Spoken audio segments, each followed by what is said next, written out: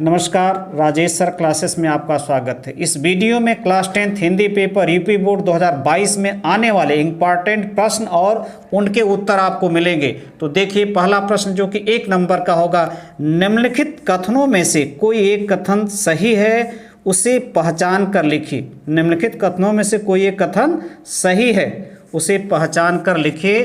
तो यहाँ पर आपके सामने 4 कथन दिए गए हैं, इसमें से आपको पहचानना है कि कौन सा कथन सही है और उसको लिखना है। तो पहला, प्रेमचंद एक महाकवि के रूप में अधिक प्रसिद्ध हैं।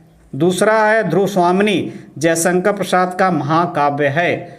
गुनाहों का देवता उपन्यास के लेखक डॉक्टर धर्मवीर भारती हैं। और चौथा है, मित्रता आचार्य रामचंद्र शुक्ल जी का प्रसिद्ध कहानी संग्रह है। तो प्रेमचंद एक महाकवि के रूप में अधिक प्रसिद्ध हैं, ये कथन सही नहीं है। प्रेमचंद एक महान उपन्यासकार और कहानीकार थे। ध्रुव स्वामिनी जयशंकर प्रसाद का महाकाव्य है, ये भी गलत है, सही नहीं है कथन। ध्रुव स्वामिनी जयशंकर प्रसाद का नाटक है। गुनाहों का देवता उपन्यास के लेखक डॉक्टर धर्मवीर भारती, ये सही कथन है। और इसको देखिए, ये भी गलत है। तो सही इसका क्या है?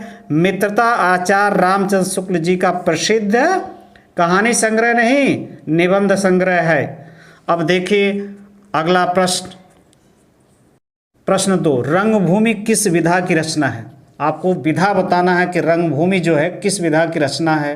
ये कहानी है, निबंध है, आत्मकथा है, संस्मरण है, क्या है? तो रंगभूमि उपन्यास है, तो ये उपन्यास विधा की रचना है। इसके लेखक कौन है? मुंशी प्रेमचंद जी। अगला प्रश्न है, कामायनी महाकाव्य के लेखक, कामायनी महाकाव्य के लेखक कौन है?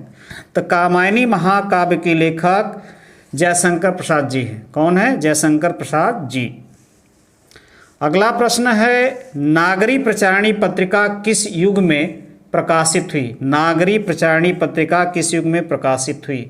तो यह शुक्ल युग में प्रकाशित हुई थी। किस युग में? शुक्ल युग में। आचार्य रामचंद्र शुक्ल के नाम पर शुक्ल युग। अब अगला प्रश्न है, नमक का दरोगा, नमक का दरोगा नामक कृति के लेखक कौन है? अब कृति पूछा है, कृति के लेखक कौन है, लेखक का नाम पूछा है। अब विधा भी पूछता तो ये देखिए, नमक का दरोगा कहानी है, तो ये कहानी विधा हो जाती, लेकिन इसमें लेखक का नाम पूछा जो 1 नंबर का हो सकता है, तो मुंशी प्रेमचंद जी हैं। कौन है? मुंशी प्रेमचंद जी। अगला प्रश्न, प्रश्न 6, छायावाद युग की 2 प्रमुख प्रवृत्तियों का उल्लेख कीजिए। इस प्रकार से प्रश्न आ सकता है, इस प्रकार से भी प्रश्न, छायावादी युग की 2 प्रमुख विशेषताओं को बताइए या लिखिए। तो देखिए उत्तर, प्रकृति सौंदर्य और प्रेम की अभिव्यक्ति, यानी छायावाद युग की कविताओं में, विधाओं में, कवियों के जो विधाएं कहानी लिखे हैं उसमें प्रकृति का सौंदर्य और प्रेम की अभिव्यक्ति का वर्णन सबसे अधिक है। दूसरा है, देश प्रेम की भावना। आज़ादी की लड़ाई चल रही थी, छायावाद युग में आज़ादी की लड़ाई चल रही थी, उसी समय छायावाद युग था, तो उसमें देश प्रेम की भावना लोगों के अंदर इनके कविताओं में भरा जाता था। अगला प्रश्न है, रीतिकाल के 2 प्रमुख कवियों के नाम लिखिए। रीतिकाल, इसको श्रृंगार काल भी कहते हैं। रीतिकाल के 2 प्रमुख कवियों के नाम लिखिए। या तो प्रश्न ऐसे पूछ सकता है, श्रृंगार काल के 2 प्रमुख कवियों के नाम लिखिए। तो बिहारी हैं और केशव हैं, चिंतामणि भी हैं। तो बिहारी कौन सी रचना उनकी है? सतसई, सतसई है। और केशव रामचंद्री, इनकी रचना का नाम है रामचंद्रिका, रामचंद्रिका। तो इसी प्रकार के प्रश्न आएंगे और ये महत्वपूर्ण प्रश्न हैं, सब याद रखिएगा। अच्छा पेपर आपका बीते। अब अगला प्रश्न है, साकेत के रचयिता का नाम लिखिए। साकेत एक महाकाव्य है, इसके रचयिता का नाम, तो इसके रचयिता का नाम है मैथिली शरण गुप्त। मैथिली राष्ट्र कवि इनको कहा जाता था, मैथिली शरण गुप्त की राष्ट्र कवि थे। साकेत एक महाकाव्य है। साकेत क्या है? एक महाकाव्य, याद रखिए। अब अगला प्रश्न है, 1 नंबर का आ सकता है। रीतकाल के 2 प्रमुख कवियों के नाम 2 नंबर का आ सकता है।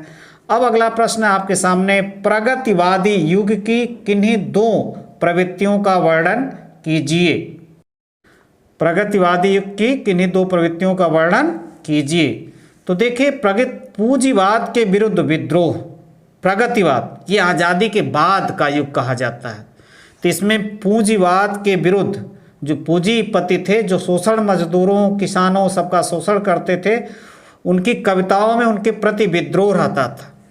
और सामाजिक समरसता, यानी सब लोग बराबर हैं, सब लोग क्या हैं? बराबर हैं, कोई ऊंच नीच नहीं है। तो इसमें प्रगतिवादी युग में यही प्रवृत्तियां थी। नमस्कार।